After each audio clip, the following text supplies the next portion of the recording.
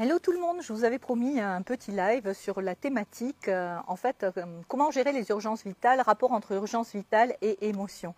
Bon, je rentre d'une bonne heure de marche bon pas, donc je vous avoue que j'ai un peu chaud. Mais avant d'aller ensuite animer un atelier sur le thème des 7 piliers de la pleine conscience sur le cercle du refuge, le cercle virtuel pour évoluer ensemble, sur lequel pour l'instant sont présentes, on va dire, les femmes les plus engagées du parcours Femmes Sereines. Si vous avez envie d'en savoir plus, je mettrai ça dans la description. J'avais envie quand même de vous faire ce live sur urgence vitale et émotion.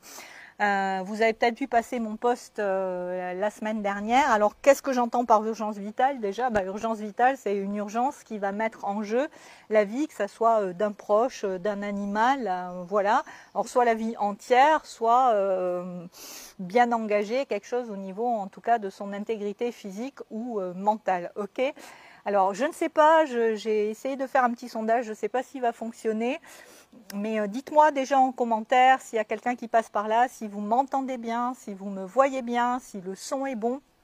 Je ne sais pas, j'ai pas de retour. J'espère que oui, sinon j'écouterai après. Mais dites-moi aussi si vous avez déjà été amené en fait dans votre parcours à accompagner des urgences vitales.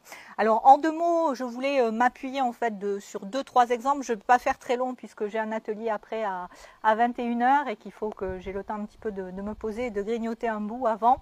Je vais prendre exemple de Super 4 et puis 2-3 exemples montagne aussi. Super 4, le chat, vous avez été nombreux d'ailleurs et je vous en remercie, envoyez un petit message de soutien. Bon, depuis que je suis ici en fait dans le Gard, j'ai un engagement associatif. C'est pas quelque chose que j'avais prévu, c'est quelque chose voilà que j'ai mené un peu à bras le corps. Donc on aide des animaux de la rue ou autres, on les place, on casse, on stérilise. Bon bref. Voilà, ça c'est quelque chose qui va s'arrêter aussi avec mon départ, puisque vous le savez aussi, je vais quitter le Gard et vider ma maison, ce que je commence à faire aussi et qui me prend beaucoup de temps pour vendre un petit peu tout ce que j'ai fin septembre ou courant septembre. Voilà, donc du coup, ce chat, il a une drôle d'histoire et je vous en dis en deux mots, juste que vous compreniez un petit peu le contexte de l'urgence vitale le concernant, et puis je vais vous parler de 2-3 exemples montagne aussi. Ce chat, donc, c'était un jeune chaton qui a été socialisé, placé à l'adoption, que les adoptants nous ont ramené 4 mois après, ne voulant plus s'en occuper, qui a dû faire face à un certain nombre de problématiques santé assez costauds, des bactéries qui ont déclenché des grosses pneumopathies avec discordance respiratoire. Et l'année dernière, tout 2022, je crois, en fait, tous les 2 jours, j'étais aux urgences vétérinaires. Et le soir de Noël 2022, il a failli mourir dans mes bras de discordance respiratoire. Ça peut aller très vite. Et du coup, c'était très impressionnant. Et là, dernièrement, le week-end dernier, je veux dire, il est rentré et puis tout d'un coup, j'ai vu une autre fois alors qu'il n'en avait pas fait depuis un an, qu'il refaisait des crises un peu costauds au niveau asthme. Je ne savais pas trop si c'était asthme ou discordance respiratoire et donc, mesure de précaution, j'ai agi très vite. Alors, je vais revenir. Il y a cet exemple-là. J'ai eu des exemples aussi ayant une maman âgée, des fois avec de l'hospitalisation à gérer à 400 bornes, où il faut aller aussi très vite par rapport à la gestion de l'urgence. Et puis de mon épopée de montagnarde, même si elle est un petit peu lointaine, j'ai eu à faire effectivement à la fois à des urgences quand on faisait de la haute montagne par rapport à des départs d'avalanche, des choses comme ça. J'ai malheureusement aussi perdu 2 de mes compagnons de cordée à l'époque de la trentaine. On était 4 montagnards vraiment soudés comme les doigts de la main, et puis un est décédé dans une crevasse en Himalaya, un autre est décédé qui était mon compagnon, je veux dire, dans une voie d'escalade dans les bras du 3e, et le 3e est parti faire une expédition en solitaire et en autonomie en essayant de traverser le glacier Vatnajökull, et au bout de 21 jours, il a déclenché sa balise Argos. Parce qu'il a été obligé, il a glissé, il a été obligé de mettre les mains sous une chape de glace. Et puis bien sûr, avec les températures qui étaient extrêmement froides, il a bien compris qu'il s'était gelé le bout des doigts, et donc il a été prendre refuge dans une espèce de cabane.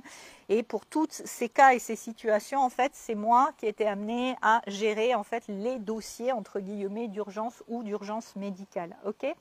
Ce que je voudrais vous dire par rapport aux émotions et à l'urgence, et puis ce que ça génère aussi comme émotion juste après. Au moment de l'urgence, Le propre de l'urgence, c'est quelque chose qu'on n'attend pas, donc il y a un effet surprise. Alors j'ai déjà parlé dans un post, un article que j'ai fait sur mon blog, dont je vous remettrai aussi le lien quelque part sur la description, que je reposterai peut-être demain. L'effet surprise, ça a pour effet sur le cerveau un petit peu de faire le vide pour qu'on aille chercher en fait le maximum de ressources pour pouvoir agir rapidement et efficacement. Donc personnellement, en matière d'urgence, quand il y a vraiment une urgence et une urgence vitale, je vais être hyper efficace, je veux dire, sur effectivement le fait d'aller très vite, d'analyser très vite et de poser très vite les bons gestes ou les bonnes actions. Que ce soit amener un chat en urgence chez un véto, appeler les urgences, que ça soit appeler une clinique, que ça soit pas réfléchir en fait. D'accord? Donc il y a une espèce de vide qui se fait, que ça soit pour aller tirer un copain qui est pris sous une avalanche, ou quelle que soit en fait la problématique de l'urgence, ça demande à un moment donné, et c'est le propre de l'effet surprise, d'être focus vraiment sur ce que l'on veut. D'accord? Donc ça, c'est en matière d'urgence vitale, l'émotion, c'est l'effet surprise et ça demande à aller très vite. C'est-à-dire ça demande à réfléchir efficacement et surtout à agir, ok, avec les bons gestes et les bonnes attitudes. Que ça soit en secours en montagne, que ça soit pour gérer l'urgence de quelqu'un qui est hospitalisé à distance, que ça soit pour le soin d'un animal. Ok ? Une fois que l'urgence elle est gérée, moi ce que j'observe en fait, le plus dur souvent ensuite, c'est l'espèce de frustration qui arrive parce que qui dit urgence, qui dit c'était pas prévu, et qui dit c'était pas prévu, dit remanier l'organisation. Et si ça tombe, et c'est souvent le cas, je veux dire, dans une période un peu chargée ou autre, ça va demander d'accepter tout ce travail sans arrêt, de lâcher en fait l'organisation qu'on avait prévue pour du coup se réadapter à la situation, à peut-être des allers-retours à la clinique, à organiser peut-être ensuite des repas, une prise en charge médicale, un rapatriement, etc., etc. Donc ça va demander à un moment donné d'accepter de lâcher en fait ce qui est sa propre organisation et d'aller effectivement organiser ou l'hospitalisation ou la gestion de l'urgence, tout point de vue. Bien sûr, après, il y a l'aspect émotionnel aussi de rassurer. Alors, se rassurer soi et rassurer éventuellement l'environnement ou les proches. Et c'est là, bien sûr, quand ce sont des urgences vitales, ça touche à quelque chose qui nous déstabilise, je pense, tous. C'est toujours la perte d'un être cher ou la perte d'un animal ou la perte, peu importe, mais ça touche la perte, la mort. Et ça vient du coup bousculer aussi. Il y a un mélange de peur, d'inquiétude, de tristesse, etc. Et personnellement, dans ce genre de situation, mon recours, mon encre, c'est vraiment, outre après avoir lâché toute la frustration que ça peut générer dans le fait que tout d'un coup, je suis obligée de lâcher mon organisation, de lâcher mes priorités, de lâcher mon important pour aller accompagner cette urgence-là et cette urgence vitale. Personnellement, mon encre, c'est vraiment à la fois l'accompagnement de mes émotions, mais c'est aussi l'ancrage dans le présent. Voilà, chacun a ses trucs et ses astuces. Certains vont être à booster beaucoup leur énergie, à se remettre focus. Moi, l'encre, c'est du coup de placer toute mon attention à la fois en moi et dans l'instant présent. Ça n'empêche pas d'être brassé, de poser des questions, parce que du coup, une urgence, c'est pas juste, ok, pam, poum, pam, j'amène à une clinique ou je déclenche les secours, ou c'est quelque chose qui a un effet boule de neige avec toute une succession en fait d'actes et d'actions à poser. Donc ça prend généralement plusieurs jours, 2-3 jours de déstabilisation, dans lequel après on peut être brassé et embarqué dans toute une série d'émotions. Donc du coup, vous l'avez compris, deux urgences vitales, moi ce que je retiens, c'est d'abord l'effet surprise qui vide le mental pour ensuite être complètement focus à la réalité de la situation pour trouver les moyens d'action et les actions à poser les plus justes. Et ensuite, c'est tout ce qui est lâché accepter en fait cette désorganisation par rapport à vos propres priorités.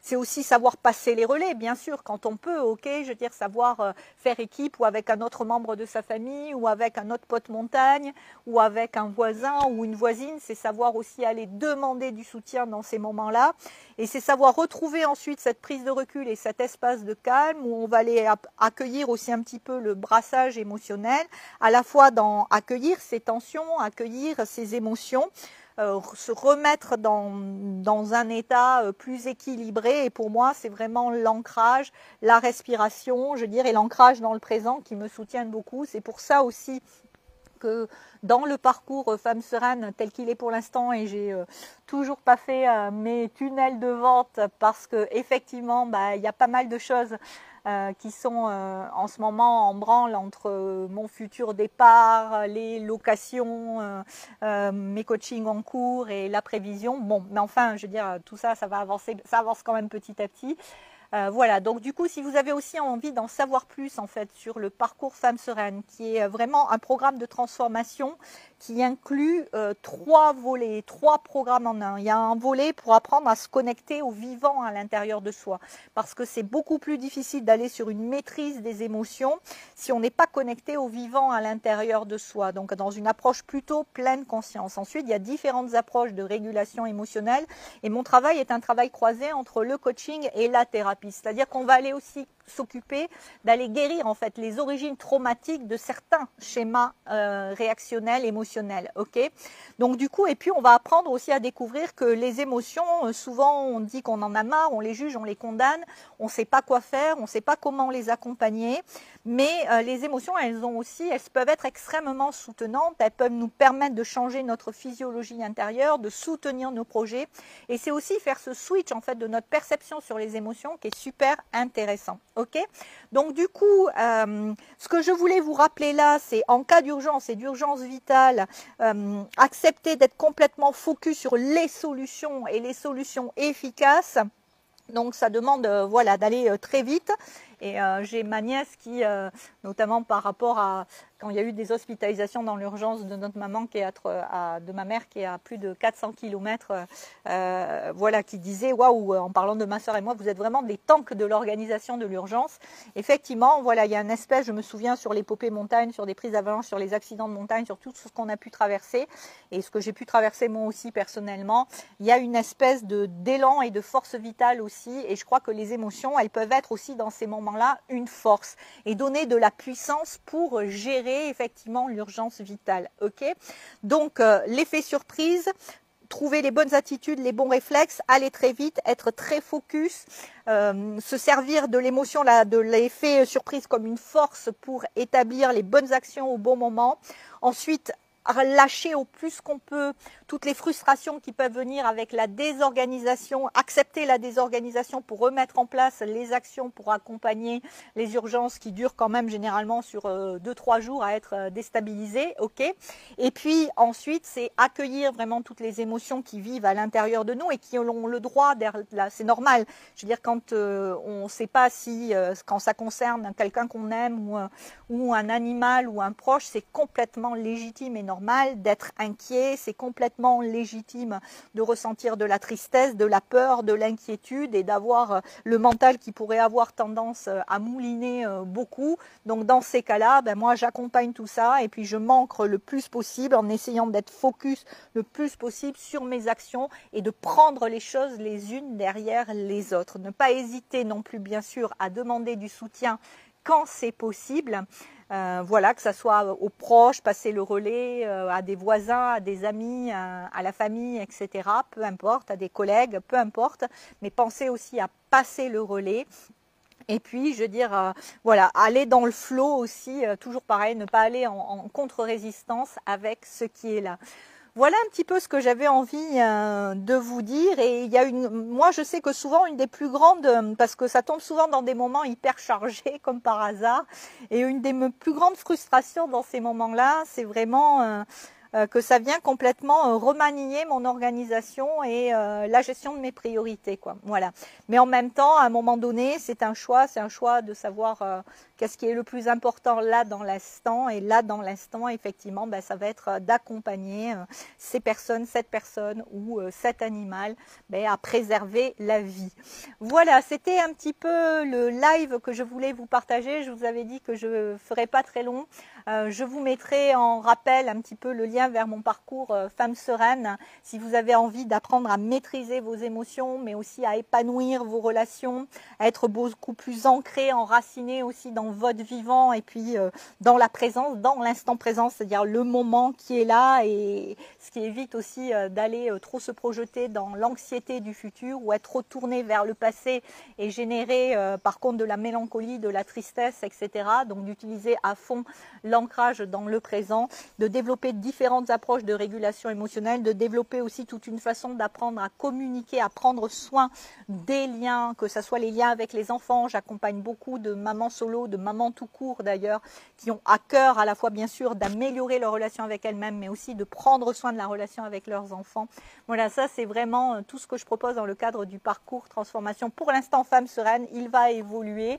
Voilà, et puis sachez qu'il y a aussi pour celles et ceux qui ont envie de faire leur premier pas, le cercle Le Refuge. C'est un cercle virtuel accessible dans lequel j'anime des méditations live, pleine lune et nouvelle lune, des ateliers hebdomadaires réguliers, il y a des tirages de cartes, il y a du coaching express selon vos questions. Voilà, c'est un espace là, sous forme d'abonnement, c'est 25 € par mois l'abonnement, résiliable à tout moment, et c'est vraiment une opportunité en fait pour vous déployer, faire vos premiers pas et puis faire connaissance aussi et puis être avec des femmes qui elles-mêmes sont engagées sur leur chemin de transformation. Donc voilà, n'hésitez pas, si vous avez des petites questions, laissez-moi un petit commentaire, faites-moi un message en privé ou autre sur Messenger, peu importe, je répondrai avec plaisir. Et j'espère que ces quelques partages au niveau de la gestion de l'urgence vitale, les émotions et l'organisation, voilà, trouvera quelques échos et j'espère vous lire très bientôt. Je vous embrasse, bonne soirée. Je vais me préparer pour aller animer mon live sur l'atelier pleine conscience sur le refuge justement. À très bientôt, ciao ciao.